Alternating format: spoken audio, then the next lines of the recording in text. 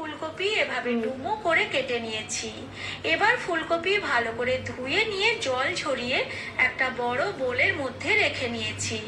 প্রথমে মিশিয়ে নিচ্ছি 1 টিস্পুনের একটু বেশি আদা রসুনের পেস্ট। এবার মিশিয়ে নিচ্ছি 1/4 টিস্পুন গোলমরিচের গুঁড়ো, আর মিশিয়ে দিচ্ছি 1 টিস্পুন লাল লঙ্কার গুঁড়ো, দিয়ে দিচ্ছি পরিমাণ মতো লবণ, আর দিচ্ছি পাতি লেবুর রস। এখানে আমি হাফ পাতি লেবুর রস মিশিয়ে দিচ্ছি। পাতি লেবুর রস মেশানো হলে এখানে আমি কর্নফ্লাওয়ার আর ময়দা মিশিয়ে নিচ্ছি। 5 থেকে 6 টেবিল চামচ কর্নফ্লাওয়ার আর 5 থেকে 6 টেবিল চামচ ময়দা মিশিয়ে নিচ্ছি। প্রয়োজন হলে কিন্তু আরো একটু বেশি ময়দা ও কর্নফ্লাওয়ার মেশানো যেতে পারে। ময়দা কর্নফ্লাওয়ার দেওয়ার পর এভাবে ঝাঁকিয়ে ঝাঁকিয়ে ভালো করে সবকিছুকে মিশিয়ে নিচ্ছি, যাতে করে ফুলকপির কোয়াগুলোর গায়ে একটা আস্তরণ বা কোটিং তৈরি হয়। আর তার জন্য আমি 2 চামচ জল অ্যাড করে দিচ্ছি, যাতে কোটিং বা আস্তরণটা ভালো করে ফুলকপির গায়ে লেগে যায়। সঙ্গে আমি 1-2 চামচ কর্নফ্লাওয়ার আর ময়দা আরো একটু বেশি মিশিয়ে দিয়েছি। গায়ে এবার ভাজা করে নেব। সাদা তেল খুব ভালো করে গরম করে ফ্লেমটাকে মিডিয়ামে এনে ফুলকপির কোয়াগুলো ছেড়ে দিচ্ছি।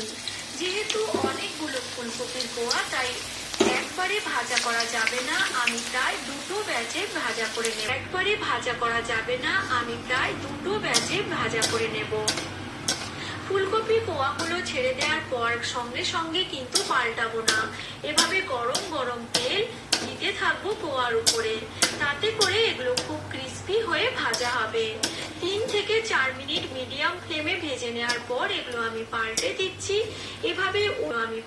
দিচ্ছি সুন্দর একটা কালার আসা পর্যন্ত আর একদম ক্রিস্পি হওয়া পর্যন্ত মিডিয়াম ফ্লেমে ভেজে নেব, যাতে করে ফুলকপি ভেতর থেকে খুব সুন্দর করে সেদ্ধ হয়ে যায়।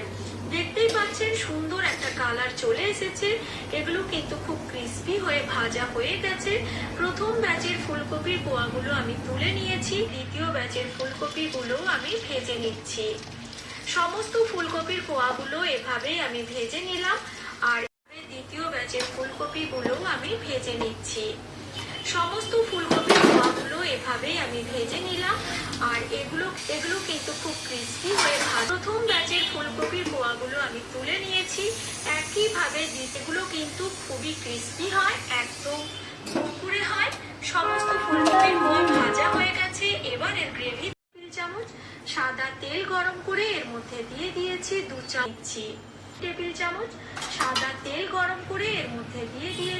চামচ কুচনো রসুন।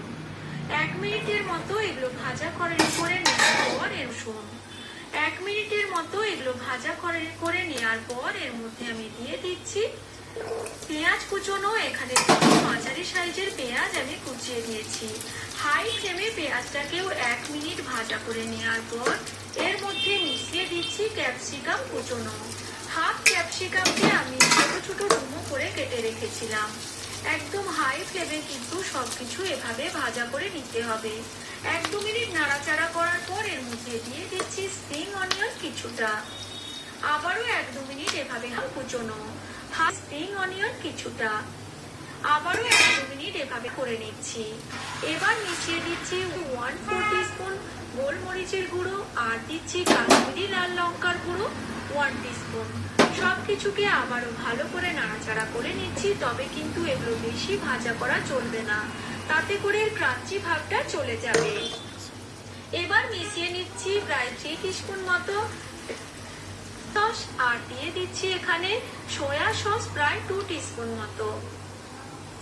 মাঞ্চুরিয়ানের স্বাদটাকে একটু মিষ্টি করতে বা একটু সুইটনেসটাকে একটু বাড়ানোর জন্য এখানে দিয়ে দিয়েছি 2 টেবিল চামচ টমেটো কেচাপ।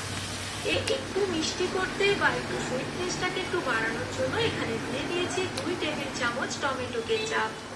এবার দিয়ে দিচ্ছি 2 টিস্পুন মতো ভিনেগার। এবার দিয়ে দিচ্ছি পরিমাণ মতো লবণ। যেহেতু সসের মধ্যে লবণ আছে তাই বুঝেই কিন্তু লবণটা দিতে হবে। আর টেস্টটাকে ব্যালেন্স করার জন্য সামান্য একটু চিনিও অ্যাড করে দিয়েছি। এবার জন্য সামান্য একটু চিনিও কিছুতে এভাবে মিশিয়ে নিচ্ছি। দেখতেই পাচ্ছেন কতটা সুন্দর কালার চলে এসেছে। এবার আমি যে পাত্রে ফুলকপিগুলোতে কোট লাগিয়েছিলাম সেই পাত্রে জল দিয়ে ধুয়ে জলটা অ্যাড করে দিয়েছি। তবে আপনারা চাইলে হাফ কাপ বা 1 কাপ জলের মধ্যে কর্নফ্লাওয়ার 1 চামচ গুলে দিতে পারেন। গ্রেভিটা সুন্দরভাবে ফুটে গেলে এবার আমি ভেজে রাখা ক্রিস্পি ফুলকপির পোয়াগুলো দিয়ে দিয়েছি। আর দেওয়ার পর ভালো করে গ্রেভির সাথে বা সসের সাথে মিশিয়ে নিচ্ছি। খুব বেশি সময় আর রান্না করার প্রয়োজন নেই। যেহেতু গ্রেভিটা বেশি শুকিয়ে আসছে তাই আমি অল্প গরম জল অ্যাড করে দিলাম। আপনারা যতটা গ্রেভি রাখতে চাইবেন সেই অনুযায়ী জলটা অ্যাড করবেন। ভালোভাবে 2-3 মিনিট নাড়াচাড়া করে নিয়েছি। ফ্লেমটা অফ করে দিয়ে এর ওপর আমি ধনে পাতা কুচি আর স্প্রিং অনিয়ন ছড়িয়ে দিচ্ছি। ফুলকপির মাঞ্চুরিয়ান আমার একেবারে রেডি হয়ে গেছে। দেখতে কতটা সুন্দর হয়েছে। আশা করছি আপনাদের খুব ভালো লেগেছে। ভালো লাগলে লাইক, শেয়ার ও কমেন্ট করতে ভুলবেন না যেন।